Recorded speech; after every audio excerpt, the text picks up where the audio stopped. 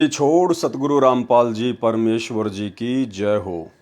परमपिता परमात्मा सारी सृष्टि के रचनहार, कुल मालिक, असंख्य ब्रह्मांडों के स्वामी, जगत गुरु, तीनों लोकों में प्रवेश करके सबका भरण पोषण करने वाले राजाधिराज, आत्माधार, नाथों के नाथ, देवों के देव महादेव, सर्वेश्वर महेश्वर, मृत्युंजय, अजरो अमर, आदि अनादि सनातनी प्रभु, जगत पिता जगदीश्वर, श्री श्री 1008 की उपाधि के वास्तविक अधिकारी, अकाल मूर्त शब्द स्वरूपी राम वासुदेव, सर्वगतम ब्रह्म, परम पूज्य, प्रथम पूज्य, परम संत, परम पुरुष, परम धनी, परम दयालु, सत्य कबीर, हक्का कबीर, अल्लाहु कबीर, अल्लाहु अकबर, बाखबर, अल्लाह ताला, जगत के तारणहार, जगत के मुक्तिदाता, जगत के जगन्नाथ, हारे के सहारे, हिंदुओं के राम, मुसलमानों के अल्लाह, सिखों के वाहेगुरु, ईसाइयों के मसीह, दया के सागर दयानिधि, करुणा के सागर करुणानिधि,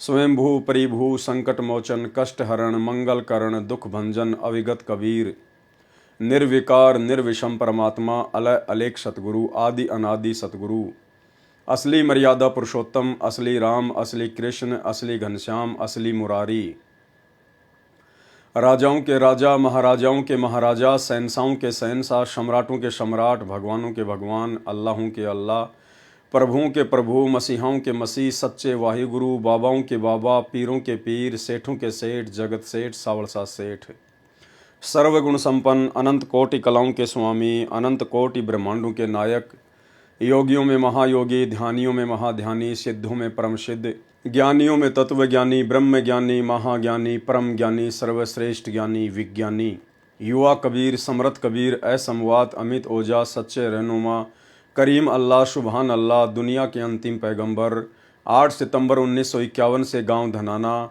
जिला सोनीपत, हरियाणा, भारतवर्ष की पावन भूमि पे प्रकट रियल कल की भगवान श्री नारायण साकार हरि, श्री बाबा साहेब स्वयंभू संत श्रोमणी सतगुरु रामपाल जी परमेश्वर जी के चरण कमल में साध संगति से जुड़े हुए देश विदेश से हम सभी सत्सेवक भाई बहनों का अनंत कोटि दंडवत प्रणाम। सत्साई भाई और बहनों, दया परमपिता परमेश्वर जी की, सारी सृष्टि के रचनहार सतगुरु रामपाल जी भगवान की, जिनकी विशेष वीआईपी रजा से, वीआईपी कृपा से आप और हम सभी भाई बहन साथ संगति से जुड़कर इस भक्ति मार्ग पर दृढ़ता के साथ अपने आत्म कल्याण के लिए गुरुदेव भगवान के आशीर्वाद से आगे बढ़ रहे हैं। भाई और बहनों, पवित्र पुस्तक धरती पर अवतार को लेकर वीडियो बनाने की श्रृंखला जारी है और इस पुस्तक पर आज हमारा ये 6 नंबर का पार्ट है और ये अंतिम पार्ट है।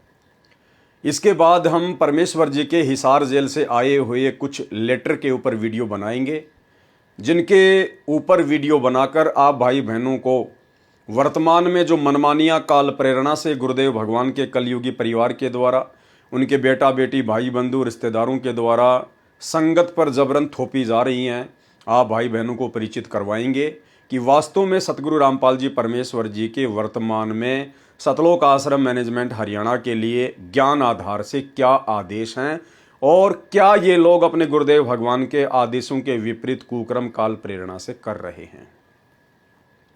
तो आज हमारा ये लास्ट वीडियो है। वीडियो ज़्यादा लंबा नहीं होगा, लेकिन आज का वीडियो बहुत ज़्यादा महत्वपूर्ण है। भाई और बहनों, पिछले 30 वर्षों से सतगुरु रामपाल जी परमेश्वर जी ने अपने अनुयायियों को भक्ति मार्ग से संबंधित जानकारियां समझाने में, वो गूढ़ बातें, वो गूढ़ रहस्य समझाने में कोई कसर किसी प्रकार की नहीं छोड़ी है। देश काल और परिस्थितियों के अनुसार सतगुरु रामपाल जी परमेश्वर जी ने अपने भक्तों पर भक्ति पर लगाए रखने के लिए काफ़ी कुछ उनको हल्की फुल्की छूट भी दी, ताकि ये आत्मा किसी प्रकार से भक्ति मार्ग पर लगी रहे। और जब धीरे धीरे इनको ज्ञान होगा, सतगुरु की महिमा समझ में आएगी, भक्ति मार्ग समझ में आएगा, इस मनुष्य जन्म की प्राप्ति का मुख्य टारगेट समझ में आएगा, तो अपने आत्म कल्याण के प्रति चिंतित होकर फिर ये आत्मा संकेतों में भी समझने लग जाएंगी कि हमने किस प्रकार से भक्ति मार्ग पर अपनी रहनी करनी को दर्शाते हुए मोक्ष प्राप्त करना है। लेकिन भाई और बहनों, परमात्मा के इतने प्रयासों के बावजूद भी आज उनके 90% फॉलोवर उनके अंतर्मन की बात को नहीं समझ पा रहे हैं, गुरुदेव भगवान के संकेतों को नहीं समझ पा रहे हैं। और ये जो समय मोक्ष प्राप्ति का जो निकलता जा रहा है, ये बहुत बड़ा धोखा खाने की स्थिति में खड़े हैं। आज परमेश्वर ने विशेषकर सिख समाज के लिए इस पवित्र पुस्तक धरती पर अवतार के अंदर पेज नंबर 158 पर एक विशेष संदेश दिया है, जो सिख समाज आज भी अपनी सिक्खी को नहीं छोड़ रहा है। कौन सा सिख समाज? वो सिख समाज और उस सिख समाज से संबंधित लोग जो सतगुरु रामपाल जी परमेश्वर जी से दीक्षा लेकर सतगुरु रामपाल जी परमेश्वर जी को अपना वाहे गुरु बनाकर, अपना सतगुरु बनाकर और अन्य सभी गुरु साहिबानों को छोड़ चुके हैं, त्याग चुके हैं। सतगुरु रामपाल जी से उपदेश लेने के बावजूद व्यक्ति मानव धर्मी बन जाता है, वो सतगुरु रामपाल जी का शिष्य बन जाता है। फिर वो ना ही तो गुरु गोविंद सिंह जी का फॉलोवर रहता है, ना वो नानक जी का फॉलोवर रहता है, ना वो तेग बहादुर जी का फॉलोवर रहता है। और यदि कोई नादान व्यक्ति दो नावों की सवारी करता है, जैसे सिख समाज से होने के बावजूद सतगुरु रामपाल जी परमेश्वर जी को भी अपना सतगुरु धारण कर लिया और दूसरी तरफ सिख समाज की भी परंपराओं को निभा रहा है, तो उस व्यक्ति की हालत तो धोबी के कुत्ते वाली होती है, ना घर का ना घाट का। संत रामपाल जी से दीक्षा लेकर ना तो वो व्यक्ति पूर्णतया सिख समाज का सिख रहा और उस सिख समाज की उन पुरानी परंपराओं को ना त्याग कर, ना छोड़कर और वर्तमान में ना उपदेश लेने के बाद वो सही प्रकार से सतगुरु रामपाल जी भगवान का शिष्य बना, तो उसकी स्थिति तो धोबी के कुत्ते वाली है। तो आज जिन जिन भगत भाइयों की स्थिति धोबी के कुत्ते वाली है, यानी जो मेरे खुद के गुरु भगत भाई हैं, जो संत रामपाल जी के शिष्य भी हैं और सिख समाज की उन परंपराओं को भी निर्वाह कर रहे हैं, ढो रहे हैं, आज का वीडियो विशेषकर उन्हीं आत्माओं को डेडिकेट है। और अब वो समय निकल चुका है कि परमेश्वर आप जी को पुचकार पुचकार के, सहला सहला के भक्ति मार्ग पर लगाएंगे। अब ये फाइनल स्टेज का समय है, फाइनल स्टेज आ चुकी है। अब यहाँ किसी के साथ कोई यारी दोस्ती रिश्तेदारी सतगुरु रामपाल जी भगवान निभाने वाले नहीं हैं। उन्होंने जो कुछ अपने भक्ति मार्ग के विषय में, आत्म कल्याण के विषय में बताना था, खुलकर बता दिया। और यदि अब आप पूर्णतया अपने गुरुदेव भगवान के प्रति समर्पित होकर भक्ति नहीं करेंगे, तो भाई धोबी के कुत्ते वाली स्थिति से आपको फिर कोई बाहर नहीं निकाल सकता। तो आज का वीडियो उन भगत भाई बहनों के लिए जो ना तो असल में सिख हैं और ना असल में सतगुरु के शिष्य हैं। भाई और बहनों, जब हम नाम दीक्षा प्राप्त करते हैं, विशेषकर सतनाम की नाम दीक्षा जो कि 2 मंत्र का है, उसके बाद गुरुदेव भगवान हमें कुछ नियम बताते हैं, 34-35 नियम बताते हैं सतनाम की दीक्षा में। और उस समय गुरुदेव भगवान हमें मर्यादाओं का एक पर्चा देते हैं, हमें मर्यादाओं का एक पर्चा भी देते हैं जिसमें 35 नियम लिखे होते हैं। जैसे सत्य नाम प्राप्ति के लिए तथा प्राप्त करने के बाद आवश्यक नियम, जिनमें से एक भी नियम खंड नहीं करना है। यदि निम्न नियमों का पालन नहीं कर सकते तो सत्य नाम ना लें। यहां पर ये नियम नंबर 9 है, 9 नंबर मर्यादा। इसमें सतगुरु रामपाल जी परमेश्वर जी ने विशेषकर सिख समाज से जुड़े हुए लोगों के लिए क्या कहा है?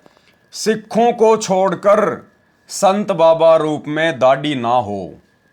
क्या लिखा है कि सिखों को छोड़कर और संत और बाबा रूप में मेरे फॉलोवर दाढ़ी वाड़ी, लंबे लंबे बाल वगैरह, पगड़ी वगड़ी वगैरह नहीं रख सकते हैं। यह सतगुरु रामपाल जी का आदेश है, उनका वचन है, उनका नियम है। लेकिन इस 9 नंबर नियम को भाई और बहनों, तमाम सिख लोगों ने जो सतगुरु से दीक्षा प्राप्त कर चुके हैं, उन्होंने इस नियम को उल्टे रूप में ले लिया। वो इस नियम की गहराई को समझ नहीं पाए और उन्होंने सोच लिया कि हमें तो सतगुरु रामपाल जी ने, यानी हमारे गुरुदेव भगवान ने, लंबी लंबी दाढ़ी रखने की छूट दे दी है, सर पर पगड़ी रखने की छूट दे दी है, हाथ में वो कड़ा पहनने की छूट दे दी है, छोटी सी 6 इंच की वो कृपाण रखने की छूट दे दी है। नहीं, आप इस 9 नंबर नियम को समझ नहीं पाए और ना समझ पाने के कारण ही आज तक आप जी धोबी के कुत्ते वाली स्थिति में खड़े हैं, सतगुरु रामपाल जी के शिष्य होने के बावजूद। सतनाम प्राप्ति के बाद ये 9 नंबर का नियम क्या कहता है दास बहुत पहले एक पूरा वीडियो इस विषय पर बना चुका है। आपको छोटा सा वो वीडियो दास दिखाना चाहेगा 4-5 मिनट का, जिसमें विशेषकर दास ने इसी 9 नंबर के नियम के ऊपर सिख समाज से जुड़े हुए सतगुरु रामपाल जी परमेश्वर जी के फॉलोवर के लिए बनाया था। तो पहले आप सुनिए ये छोटा सा वीडियो और समझिए नियम नंबर 9 को, और उसके बाद फिर सतगुरु रामपाल जी परमेश्वर जी ने इस पुस्तक धरती पर अवतार के अंदर सिख समाज से जुड़े हुए अपने भक्तों के लिए क्या कुछ दिशा निर्देश दिए हैं, आपको वो भी बताए जाएंगे। सुनिए। अब भाई और बहनों, जब हम पूज्य गुरुदेव भगवान से उपदेश प्राप्त करते हैं और जब हम सतनाम प्राप्त करते हैं, तो सतनाम के जो 34 नियम हैं उनमें एक नियम है 9 नंबर का नियम। उस 9 नंबर के नियम में परमेश्वर ने एज इट इज ऐसा ही लिखा हुआ है जो आपको स्क्रीन पर लिखा हुआ दिखाई दे रहा है। सिखों को छोड़कर संत बाबा रूप में दाढ़ी ना हो। क्या कहा परमेश्वर ने? सिखों को छोड़कर संत बाबा रूप में दाढ़ी ना हो। यह नियम है परमात्मा का, यह आदेश है सतगुरु रामपाल जी भगवान का उन तमाम व्यक्तियों के लिए जो व्यक्ति सिख समाज को छोड़कर संत रामपाल जी के मानव धर्म को स्वीकार करते हैं। कि सिखों को छोड़कर यानी उन लोगों को छोड़कर जो अभी भी सिख बने हुए हैं, अपनी धर्म की परंपराओं में उलझे हुए हैं, जो लोग संत रामपाल जी के ज्ञान से अपरिचित हैं, जिनको हम सिख कहते हैं, सरदार कहते हैं, उन सिखों को छोड़कर संत या बाबा रूप में दाढ़ी ना हो। यदि आपने संत रामपाल जी से उपदेश लेना है तो संत यानी भगत रूप में, संत का मतलब होता है भगत, और बाबा यानी कोई साधु संत। तो संत रामपाल जी का ज्ञान समझने के बाद में यदि कोई उपदेश लेना चाहेगा और पहले यदि वो बाबा था, लाल कपड़े पहनता था, या पहले वो सरदार था, गुरुद्वारों में पाठी था, जो भी था, पहले जो बाबा रूप में था, जो साधु रूप में था, तो उसको अपनी साधुता छोड़नी पड़ेगी।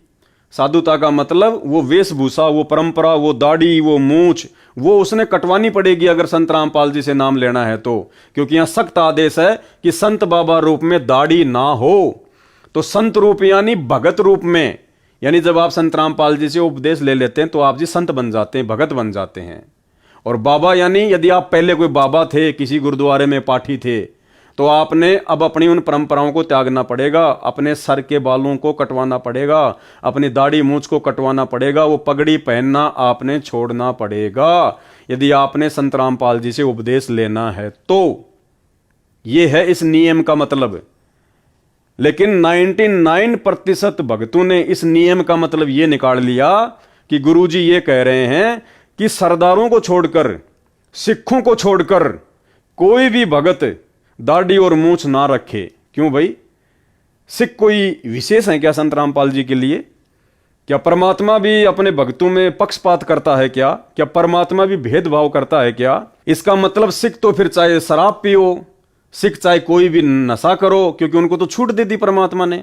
यदि आप लोगों के अनुसार गुरुदेव भगवान ने सिखों को सर पर पगड़ी बांधना, दाढ़ी मूछ रखने की छूट दे रखी है, तो इसका मतलब सिखों को तो फिर सारी छूट है।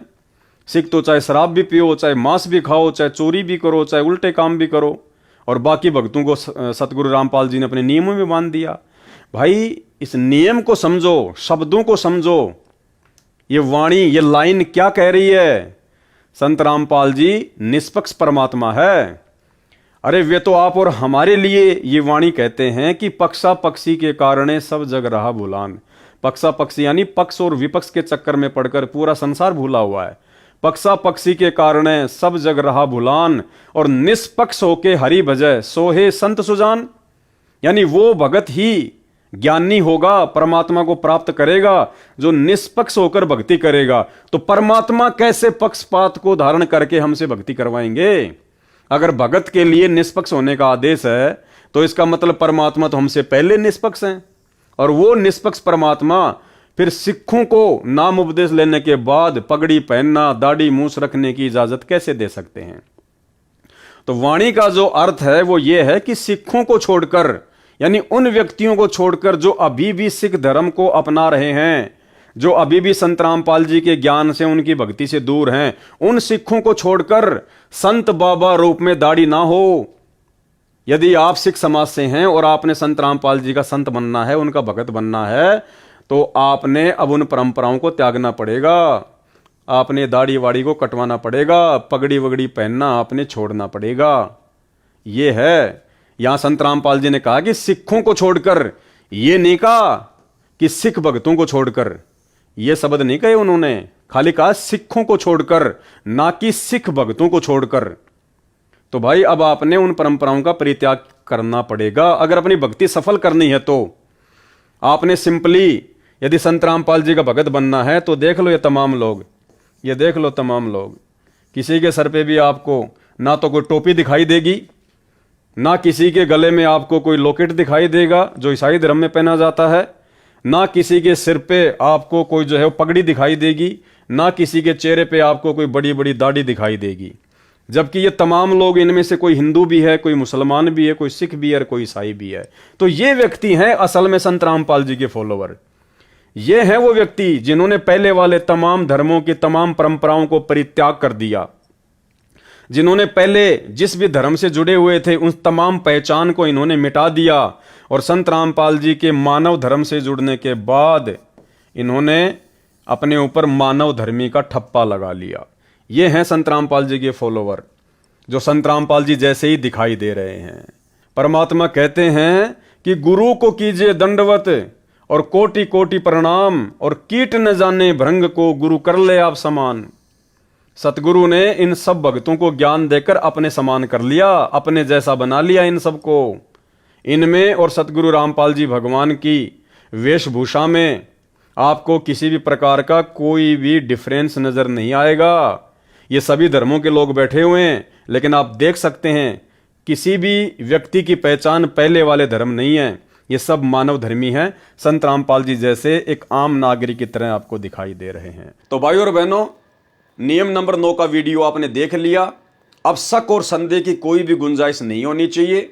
आपको भली बात ही समझ में आ गया होगा कि नियम नंबर 9 के माध्यम से सतगुरु रामपाल जी परमेश्वर जी ने सिख समाज से जुड़े हुए किसी भी व्यक्ति को उनसे दीक्षा प्राप्त करने के बाद सर पे पगड़ी रखना, लंबी लंबी दाढ़ी रखना, किसी भी चीज की कोई छूट नहीं दी है, क्योंकि संत रामपाल जी समदृष्टि हैं और पिता अपने बच्चों में किसी प्रकार का कोई भी भेदभाव नहीं करता है। अगर इन्होंने सिखों को पगड़ी पहनने या दाढ़ी रखने के लिए छूट देनी होती तो भला फिर मुसलमान धर्म के लोगों से संत रामपाल जी की क्या दुश्मनी है। मुसलमान धर्म के लोगों को भी वो छोटी छोटी दाढ़ी और मूछ साफ रखने की छूट दे देते, सर पर टोपी रखने की छूट दे देते, लेकिन ऐसा उन्होंने नहीं किया। लेकिन यहाँ पर लोग इस नियम को समझ नहीं पाए। वो छोटा सा वीडियो देखकर उम्मीद करूंगा आपने नियम को समझ लिया होगा। अब आगे सतगुरु रामपाल जी परमेश्वर जी ने क्लियर कट सिख समाज से जुड़े हुए अपने आधे अधूरे फॉलोअर्स को क्या आदेश दिया है। आधा अधूरा दास इसलिए कह रहा है कि सतगुरु रामपाल जी से उपदेश लेने के बाद, सतगुरु रामपाल जी को अपना वाहे गुरु बनाने के बाद, यदि इनके फॉलोअर सिख समाज की परंपराओं को भी ढो रहे हैं, सिख समाज की परंपराओं में भी घुसे हुए हैं, उन्हीं पुरानी रीति रिवाजों को फॉलो कर रहे हैं, तो ना तो वो सिख समाज के लायक है और ना वो सतगुरु रामपाल जी के लायक हैं। वो तो धोबी के कुत्ते वाली स्थिति में खड़े हैं। तो ये पुस्तक धरती पर अवतार संपूर्ण, इसका पेज नंबर 158 है और इसमें नीचे की तरफ परमात्मा ने यहां पर लिखा है, सिख समाज से जुड़ी हुई बहुत सारी बातें परमात्मा ने लिखी हैं जो हमारे विशेष मतलब की हैं, जिसके लिए परमात्मा दास को वीडियो बनाने के लिए प्रेरित करते हैं, निमित्त बनाते हैं। केवल कट टू कट बात ही की जाएगी, फालतू में आप और हमारे पास में समय बर्बाद करने के लिए नहीं है। तो सिख समाज के बारे में जब परमात्मा ने बहुत सारी बातें बताई, सिख समाज की पुस्तकों में लिखी हुई दिखाई, गुरु ग्रंथ साहिब में लिखा हुआ दिखाया, जन्म साखी भाई बाले वाली में लिखा दिखाया, तो उसके बाद कुछ एक लोगों के सवाल हैं सतगुरु रामपाल जी से। और उन्होंने क्या सवाल किया कि भाई हम आपसे दीक्षा तो ले लेंगे, हम आपसे नाम उपदेश तो ले लेंगे, लेकिन हमारी कुछ नियम हैं, हमारी कुछ मर्यादाएं हैं जो हमारे पहले के गुरु साहिबानों ने लागू की थी। हम उन नियमों को नहीं छोड़ सकते, उन मर्यादाओं को नहीं छोड़ सकते। आप हमारी शंका का समाधान करें और हमें संतुष्ट करें। तो क्या सवाल किया सतगुरु रामपाल जी से? प्रश्न, एक सच्चे सिख के लिए 5 चीज अनिवार्य हैं। कौन सी? केस, केस यानी लंबे लंबे बाल रखना। कंघा यानी उन बालों को संवारने के लिए कोम्ब रखना। कच्छा यानी घुटने तक का एक ढीला ढाला कच्छा पहनना। कड़ा यानी हाथ में गोल गोल स्टील का, लोहे का, जैसा भी है वो कड़ा पहनना। कृपाण यानी तलवार। इस विषय में आपके क्या विचार हैं? सतगुरु रामपाल जी से पूछा गया है कि ये हमारे धर्म की कुछ परंपराएं हैं, इस विषय में आप जी हमें किस प्रकार से संतुष्ट करना चाहेंगे? क्या आप जी से उपदेश लेने के बाद, आप सतगुरु रामपाल जी को अपना सतगुरु धारण करने के बाद, अपना वाहे गुरु बनाने के बाद, क्या ये चीजें हमें पहननी आवश्यक हैं? उत्तर दिया सतगुरु रामपाल जी परमेश्वर जी ने संत रामपाल दास का, यह 5 वस्तुएं एक सिंह के लिए अनिवार्य हैं, न कि एक सिख के लिए। क्या कहा सतगुरु रामपाल जी ने? भाइयों और बहनों, एक एक शब्द को पकड़ के चलना, ज्यादा लंबा वीडियो नहीं है। अगर वास्तव में आपने अपनी भक्ति सफल करनी है, यदि आप सिख समाज से संबंधित हैं और सतगुरु रामपाल जी से उपदेश प्राप्त कर चुके हैं, तो आपके लिए महत्वपूर्ण है ये। अन्य जो सिख समाज से जुड़े हुए लोग हैं उनके लिए ये वीडियो नहीं है। वो चाहे अपनी लंबी लंबी दाढ़ी रखें, चाहे वो वो पगड़ी पहने, चाहे अपनी परंपराओं को फॉलो करें, हमें उनसे कोई लेना देना नहीं है। लेकिन सतगुरु रामपाल जी के पंथ में आकर आपने फिर उन परंपराओं को त्यागना पड़ेगा, अन्यथा आप जी ना घर के ना घाट के। तो क्या कहा सतगुरु रामपाल जी ने? ये 5 वस्तुएं एक सिंह के लिए अनिवार्य हैं, न कि एक सिख के लिए। अब सिंह और सिख में रात दिन का अंतर है।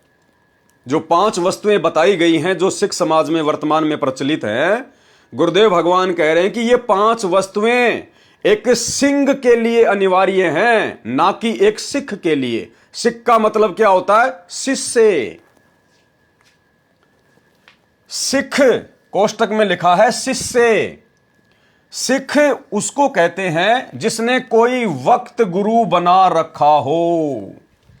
सिख किसे कहते हैं? सिख यानी शिष्य, जिसने कोई वक्त गुरु बना रखा हो। वर्तमान में जिसका गुरु जिंदा हो उसको कहते हैं शिष्य। सिख अर्थात शिष्य उसको कहते हैं जिसने कोई वक्त गुरु बना रखा हो, यानी प्रेजेंट में जिसका कोई गुरु हो, जैसे आप और हमारे वक्त गुरु सतगुरु रामपाल जी हैं। उसके लिए यह अनिवार्य है। क्या क्या अनिवार्य है? यानी जिसने वर्तमान में अपना कोई वक्त गुरु बना रखा हो, और जो शिष्य हो उसके लिए वो 5 वस्तुएं अनिवार्य नहीं है। वो सर पे पगड़ी, लंबी लंबी दाढ़ी, मूछ, वो कृपाण, वो कंगा, वो केस, वो शिष्य के लिए अनिवार्य नहीं है जिसने अपना कोई वक्त गुरु बना रखा हो। जैसे सिख समाज के लोगों ने सतगुरु रामपाल जी को अपना वक्त गुरु बना रखा है, तो गुरुदेव कह रहे हैं उन शिष्यों के लिए, उन सिखों के लिए जिन्होंने सतगुरु रामपाल जी को अपना वक्त गुरु धारण कर रखा हो, उनके लिए वो 5 चीजें अनिवार्य नहीं है। उनके लिए क्या अनिवार्य है? उनके लिए ये अनिवार्य है। क्या क्या? नंबर 1, शराब ना पिए। नंबर 2, मांस ना खाएं, तंबाकू सेवन ना करें। नंबर 4, चोरी ना करें। नंबर 5, जारी यानी पर स्त्री गमन ना करें। जो वस्तुएं आप अनिवार्य कह रहे हो, कौन सी वस्तुएं? वो 5 वस्तुएं जो वर्तमान में सिख समाज में चल रही हैं। पगड़ी, लंबी लंबी दाढ़ी मूछ, हाथ में वो कड़ा, छोटी सी तलवार, कंगा और वो कच्छा। गुरुदेव क्या कह रहे हैं? जो वस्तुएं आप अनिवार्य कह रहे हो उनकी आवश्यकता कब पड़ी? सुनो, सतगुरु रामपाल जी भगवान कह रहे हैं, समझा रहे हैं कि सिख समाज में उन 5 वस्तुओं की आवश्यकता कब पड़ी। ध्यान से सुनो। एक समय कश्मीर के पंडित 9वें सिख गुरु श्री तेग बहादुर जी के पास आए तथा उनसे अपनी रक्षा के लिए प्रार्थना की थी। मुसलमान राजा औरंगजेब हिंदुओं को बलपूर्वक मुसलमान बना रहा था। श्री तेग बहादुर जी ने उनकी सहायता का वचन दे दिया, जिसके परिणाम स्वरूप श्री तेग बहादुर जी को अपने प्राणों की आहुति भी देनी पड़ी। उनके पश्चात उनके सूरवीर पुत्र श्री गोविंद राय जी सिख गद्दी पर 10वें सिख गुरुजी के रूप में उत्तराधिकारी हुए। उन्होंने भी अपने पिता द्वारा दिए गए वचन की दृढ़ता से पालना की तथा मुसलमानों से अपने पिता का प्रतिशोध लेने के लिए क्रूर राजा को ललकारा, यानी औरंगजेब को ललकारा। उसके लिए श्री गोविंद सिंह जी ने लड़ाकू सूरवीर सिखों का चुनाव किया तथा उनको सिंह की उपमा दी गई। सिंह कौन है? गुरु गोविंद सिंह जी के द्वारा अपने पिता श्री तेग बहादुर जी की हत्या का मुगलों से बदला लेने के लिए जो सिख समाज में से लोगों को छांट छांट कर जो सेना तैयार की थी, उनको सिंह का नाम दिया, जिनका मुख्य काम लड़ाई झगड़ा था, मार काट करना था, भक्ति वक्ति से कोई लेना देना नहीं था। उसके लिए श्री गोविंद सिंह जी ने लड़ाकू सूरवीर सिखों का चुनाव किया था तथा उनको सिंह की उपमा दी गई। उनके लिए उपरोक्त वस्तुएं अनिवार्य बताई गई थी। उन सिंहों के लिए गुरु गोविंद सिंह जी ने जो फौज तैयार की थी लड़ने के लिए, उन लोगों के लिए वो 5 चीजें अनिवार्य की गई थी उस समय, जो उस समय अति आवश्यक थी, क्योंकि उस समय उनकी आवश्यकता थी। उन सिंहों के लिए श्री गोविंद सिंह जी ने यहां तक कहा था कि जो ये 5 वस्तुएं केस, कंगा, कच्छा, कड़ा तथा कृपाण धारण नहीं करेगा, वह मेरा सिंह नहीं होगा। वह 5 वस्तुएं उस समय की लड़ाई के लिए तथा बचाव के लिए अनिवार्य थी। वर्तमान में यानी इस प्रेजेंट समय में, वर्तमान में इनकी आवश्यकता नहीं है। जैसे मुसलमान लोग कभी भी सिंहों पर आक्रमण कर देते थे, उनसे निपटने के लिए केस, कड़ा तथा कृपाण, कच्छा तथा कंगा कैसे अनिवार्य थे? नंबर 1, केस यानी बाल। सिर पर केस अधिक होने से लाठी तथा कृपाण के वार से बचाव होता था। नंबर 2, कंगा क्या काम आता था? बालों को संवारने के लिए कंगा अनिवार्य था। नंबर 3, हाथ में पहने जाने वाला वो कड़ा, वो क्या काम आता था? कड़ा भी अचानक आक्रमण होने पर ढाल की तरह अड़ाने के लिए काम आता था। और नंबर 4 पे है वो कच्छा। घुटनों तक का कच्छा अर्थात अंडरवियर तथा उसके ऊपर एक चद्दर पहनना अनिवार्य था। लड़ाई के समय चद्दर को सिर पर पगड़ी के स्थान पर बांध लेते थे तथा कच्छा दौड़ने चलने में सुविधाजनक था। और नंबर 5 पे वो कृपाण। तलवार का कार्य तो सर्वविदित है। तलवार तो खून खराबे का काम करती है, मरने मारने का काम करती है, उसका काम तो सर्वविदित है। ये उपरोक्त 5 वस्तुएं उस समय अनिवार्य थी जब सिखों व मुसलमानों का झगड़ा हो रहा था। हिंदू तथा सिख धर्म की रक्षा के लिए श्री गोविंद सिंह जी ने अपने दोनों पुत्रों को बलि चढ़ा दिया तथा अपने प्राणों की भी आहुति दे दी। मुसलमान बनना हिंदुओं के लिए क्यों गवारा नहीं था? यानी जबरदस्ती औरंगजेब जो हिंदुओं को मुसलमान बनाया करता था, तो हिंदू लोग मुसलमान क्यों नहीं बनना चाहते थे? क्या कारण था? क्योंकि मुसलमान मांस खाते थे तथा मुसलमान धर्म को स्वीकार करने वाले के लिए मांस खाना अनिवार्य था, जो हिंदुओं और सिखों को नापसंद था।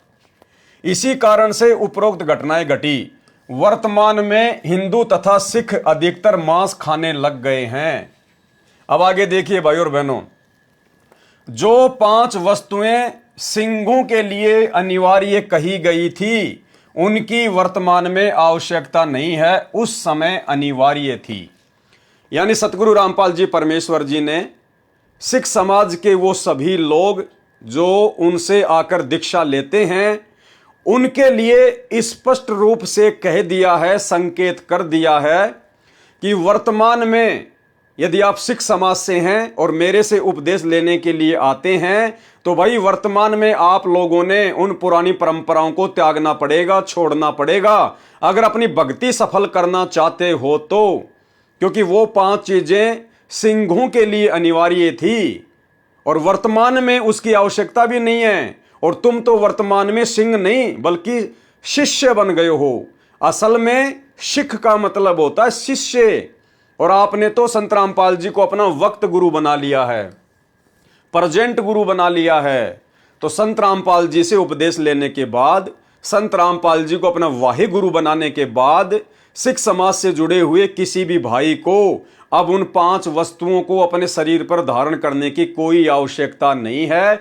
यदि वो फिर भी धारण करता है तो अभी उसकी आध्यात्मिक कमजोरी है, आध्यात्मिक नासमझी है, अज्ञानता है। अगर उसने इन वस्तुओं का त्याग नहीं किया तो वो व्यक्ति अपनी भक्ति सफल नहीं कर पाएगा। तो यहां गुरुदेव ने स्पष्ट मना कर दिया है, जो 5 वस्तुएं सिंहों के लिए अनिवार्य कही गई थी उनकी वर्तमान में आवश्यकता नहीं है, उस समय अनिवार्य थी। शंका जाहिर की फिर किसी सिख ने और क्या पूछा, ये हमारे गुरुजी का आदेश है, हमारे लिए सिरोधार्य है। उन्होंने कहा था कि जो ये 5 वस्तुएं धारण नहीं करेगा वह मेरा सिंह नहीं है। तो सतगुरु रामपाल जी परमेश्वर जी ने क्या जवाब दिया। एक पिता ने अपने संतान को सर्दी के मौसम में कहा, जो बच्चा पैरों में जुराब, जूते और शरीर पर जर्सी या कंबल धारण नहीं करेगा वह मेरा बच्चा नहीं है। अचानक पिता की मृत्यु हो गई। वे बच्चे गर्मियों के मौसम में जुराब, जूते, जर्सी तथा कंबल धारण किए हों और उनसे कोई कहे कि बच्चों अब गर्मी का मौसम है, जर्सी कंबल तो कम से कम उतार दो। वे बच्चे कहें कि हमारे पिताजी का आदेश है, हमारे लिए सिरोधार्य है, हम नहीं उतारेंगे। तो उन बच्चों को कुछ विवेक से भी काम लेना चाहिए। स्पष्ट कर दिया सतगुरु रामपाल जी परमेश्वर जी ने कि वर्तमान में परिस्थितियां वैसी नहीं हैं जो आपने उन 5 वस्तुओं को धारण करना अनिवार्य हो। वर्तमान में केवल आप एक परंपरा का निर्वाह कर रहे हैं, आप एक परंपरा को फॉलो कर रहे हैं। उस दाढ़ी मूछ का, उस पगड़ी का, उस 6 इंच की छोटी सी तलवार का, कंघे का, कच्छे का वर्तमान में कोई यूज नहीं है और ना ही वो चीजें अनिवार्य हैं। यदि फिर भी आप धारण कर रहे हैं, विशेषकर संत रामपाल जी के फॉलोअर होने के बाद, तो ये आपकी आध्यात्मिक नादानी है।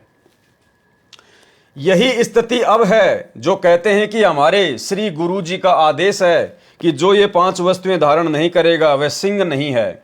उन्हें विचार करना पड़ेगा। क्या कह रहे हैं सतगुरु रामपाल जी कि उन भक्तों को विचार करना पड़ेगा कि इन वस्तुओं की वर्तमान में आवश्यकता नहीं है। अब आपसी लड़ाई नहीं है, अब शांति है, सर्दी का मौसम नहीं है, अर्थात सब धर्मों के व्यक्ति प्यार से रह रहे हैं। अब कृपाण की लड़ाई नहीं रही।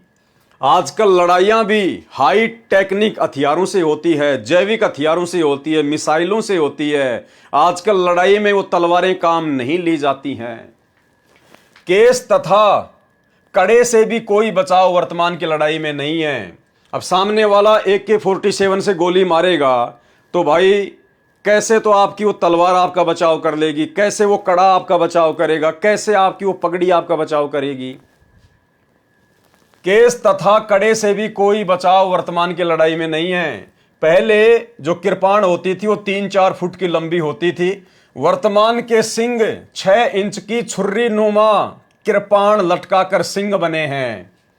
यह केवल परंपरा बनकर रह गई। क्या कह रहे हैं सतगुरु रामपाल जी। जो लोग सिख समाज से संबंधित हैं, सतगुरु रामपाल जी से उपदेश प्राप्त कर चुके हैं और अपनी उन पुरानी परंपराओं को नहीं त्याग रहे हैं, 2 नावों की सवारी कर रहे हैं, ना घर के ना घाट के, उन लोगों को ध्यान से यह बात समझनी चाहिए। यह केवल परंपरा बनकर रह गई है, केवल एक रिवाज बन के रह गया, परंपरा बन के रह गई। और गुरुदेव भगवान संध्या आरती में कहते हैं, छोड़ देना पछलियों की रीत सतगुरु तारेंगे।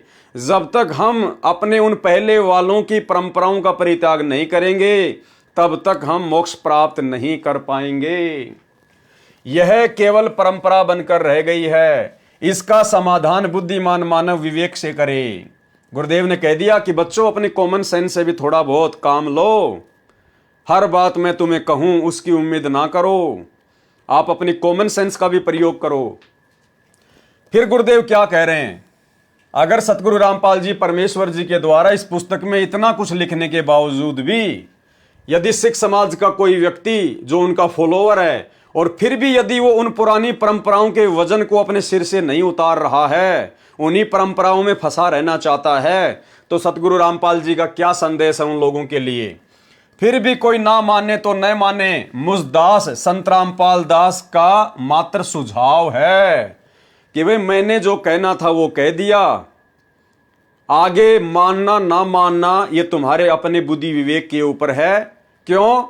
क्योंकि काल के साथ सतगुरु रामपाल जी भगवान का एग्रीमेंट है कि परमात्मा आप नीचे जाना, अपना ज्ञान देना, भक्ति मार्ग से संबंधित बातें बताना, क्या अच्छा है क्या बुरा है, और जबरदस्ती आप किसी के साथ ना करना। यदि कोई आपकी बात मान के आपकी भक्ति पर लगा रहे तो वो आपका, अन्यथा उसको मेरे मुख में ही छोड़ देना। तो अगर यदि हमने सतगुरु रामपाल जी परमेश्वर जी की इन बातों को फॉलो नहीं किया, ये बातें विशेषकर उन लोगों के लिए है जो सिख समाज से संबंधित हैं। यदि उन भक्तों ने सतगुरु से उपदेश लेने के बावजूद भी वो दाढ़ी वाड़ी नहीं कटवाई, मूछे माछे नहीं कटवाई, यदि वो पगड़ी अपने सिर से नहीं उतारी, वो कड़ा वगैरह, वो कंगा वगैरह, वो कृपाण वगैरह रखना नहीं छोड़ा, तो भाई आप जी जिंदगी में सतगुरु रामपाल जी परमेश्वर जी की भक्ति करते करते भी मोक्ष प्राप्ति नहीं कर सकते। ये चीजें सतगुरु रामपाल जी परमेश्वर जी के मार्ग में बाधक हैं, क्योंकि ये चीजें एक धर्म विशेष की वर्तमान में पहचान बन चुकी है। ये चीजें एक परंपरा के तहत हैं, और संत रामपाल जी के भक्ति मार्ग में ना तो कोई धर्म विशेष की पहचान चलेगी और ना ही परंपरागत कोई वस्तु चलेगी। यदि आपने भक्ति सफल करनी है तो आपने इन चीजों का परित्याग करना पड़ेगा। आपने लोक लाज को जड़ से समाप्त करना पड़ेगा। आपके रिश्तेदार क्या कहेंगे, आपके समाज के लोग क्या कहेंगे, ये आपने ज्ञान आधार से निर्णय लेना है। बाकी संत रामपाल जी के मार्ग में अब ये बकवाद बिल्कुल भी नहीं चलेगी। यदि आप एक सिख बनकर, एक शिष्य बनकर भक्ति करना चाहते हैं तो, और यदि आप सिंह बन के रहना चाहते हैं तो भाई फिर आपको संत रामपाल जी की भक्ति से कोई लेना देना नहीं होना चाहिए। अगर आपको सिंह बन के रहना है, अपनी उन परंपराओं को अपने शरीर पर धारण करके रहना है, काल के जाल में गधे कुत्ते सुअर बनते हुए जन्मना और मरना है, 84 लाख में जाना है, तो भाई फिर आप संत रामपाल जी की भक्ति को छोड़ दीजिए, क्योंकि ये मार्ग आपके लिए नहीं है। तो भाई और बहनों, बिल्कुल क्लियर कर दिया है सतगुरु रामपाल जी भगवान ने। हाथ कंगन को आरसी क्या, पढ़े लिखे को फारसी क्या। इससे पहले भी दास 1.5 घंटे का पूरा वीडियो इसी विषय पर बना चुका है कि सरदार तो पूरी दुनिया में एक ही है, और लगभग 1 मिलियन लोगों ने उस वीडियो को देखा। तो भाई और बहनों, दास को सतगुरु रामपाल जी परमेश्वर जी ने जिस विशेष सेवा के लिए वर्तमान में निमित्त बनाया है, उस सेवा के तहत दास ने आप जियों तक ये संदेशा पहुंचा दिया है। परमेश्वर ने खुद अपने कर कमलों से इस पवित्र पुस्तक धरती पर अवतार के ऊपर लिखा हुआ है। पेज नंबर 158 से 160 आंख फाड़ के देख लेना। गूगल पर भी आप जी को ये पुस्तक मिल जाएगी, धरती पर अवतार PDF अगर लिखकर सर्च करेंगे तो भाई और बहनों, आज के वीडियो में केवल इतना ही। आगे आप जियों को हिसार जेल से आए हुए 2016 और 17 के जो लेटर हैं, जो दास के पास में सुरक्षित हैं, जो सतगुरु रामपाल जी परमेश्वर जी ने हिसार जेल से भेजे थे, सतलोक आश्रम मैनेजमेंट हरियाणा जिन लेटरों को संगत में वायरल किया करता था, अब उन लेटर के ऊपर आप भाई बहनों को वीडियो बनाकर समझाया जाएगा। क्योंकि भाई और बहनों, आज से पहले हम यदि उन लेटर के ऊपर वीडियो बनाते तो हम उनके गूढ़ रहस्यों को, उनमें छुपे हुए संकेतों को नहीं समझ पाते। क्योंकि देखो, यदि परमात्मा आप और हम साथ संगत वालों के लिए, अपनी अच्छी आत्माओं के लिए अगर हिसार जेल से बाहर कोई संदेश भेजेंगे तो माध्यम क्या होगा? जो लोग उनसे मिलने के लिए जाते हैं, तो उन्हीं के माध्यम से परमात्मा ने वो लेटर भेजे। लेकिन उन लेटर में क्या संकेत है, क्या लिखा हुआ है, सतगुरुदेव भगवान के कलयुगी परिवार वाले नहीं समझ पाए और उन्होंने संगत में वायरल कर दिया, और वो लेटर हमारे हाथ में लगे। अब परमेश्वर की दया से जो बुद्धि गुरुदेव भगवान ने हमारी खोली है साथ संगत वालों की, अब हमें वो चीजें समझ में आ रही हैं कि परमेश्वर ने तो बहुत समय पहले ही खुलासे कर दिए थे। तो अब हम बड़ी आसानी से, क्योंकि परिस्थितियां अब हमारे हक में हैं, आज गुरुदेव भगवान ने आप और हमारे आत्म कल्याण के लिए हम सत्सेवकों पर विशेष रजा रखते हुए परमेश्वर ने ऐसी परिस्थितियां पैदा कर रखी हैं कि आज हम उनके प्रत्येक संकेत को बड़ी आसानी से समझ सकते हैं। तो भाई और बहनों, आगे परमात्मा दया करेंगे, दास आपको लाइव की सूचना दिन में दे देगा। व्हाट्सएप के ग्रुप में मैसेज डाल दिए जाएंगे और दास का जो फेसबुक पेज है पवन दास इज लाइव, इसके ऊपर भी दास मैसेज डाल दिया करेगा 24 घंटे पहले। तो आगे जो वीडियो बनेंगे आप जियों को पहले सूचित कर दिया जाएगा। और आज के वीडियो में केवल इतना ही। गुरुदेव भगवान हमें आज्ञा दें, इजाजत दें, आशीर्वाद दें। बंदी छोड़ सतगुरु रामपाल जी भगवान की जय हो।